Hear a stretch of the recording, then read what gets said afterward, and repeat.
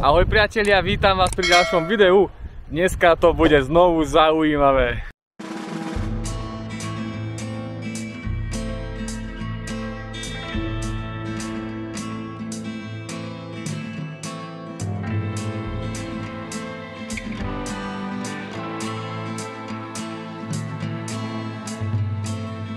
Dneska sa zúčastňujem 49.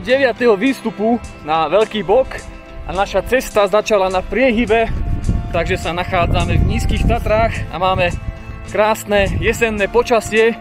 Teraz je august, ale tieto hory sú nevyspytateľné, takže sa sem vždy musíte správne obliecť. Tých výhľadov bude asi pomenej, ale nevadí, hlavne, že sme vonka v prírode.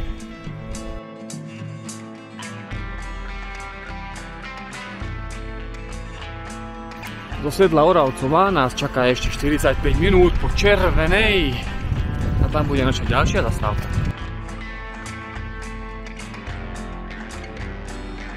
Máme naozaj nízkotatranské počasie a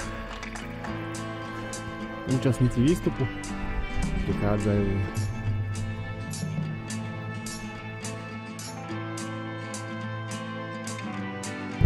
Už sa blížime k cieľu, krásne nám fučí, ale bunda od Alpine Pro ma chráni pred vetrom a pred dažďom.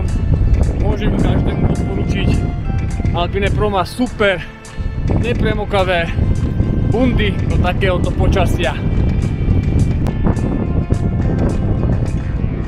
Sme na Zadnej holi, odtiaľto naša cesta potrvá ešte hodinu a pol. Máme super počasie.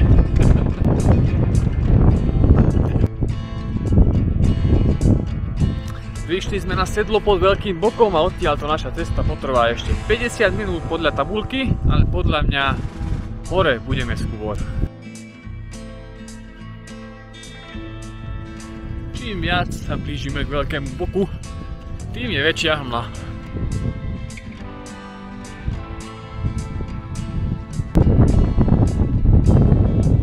Takže sme hore na Veľkom Boku, 1727 metrov nad morom a fúka nám tu krásny vietor.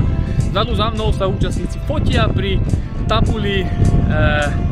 Je tu krásne, možno prídeme na rok, pozrieme si to. Teraz vidíme také mlieko. Ale cesta bola krásna, oplatilo sa.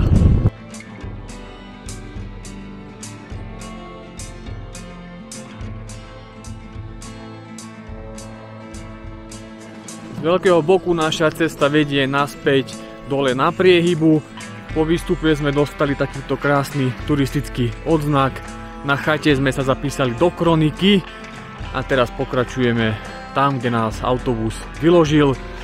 O rok bude 50. ročník, ja vás čakám na tento ročník, možno sa tu stretneme a ďakujem vám, že ste dopozerali video do konca.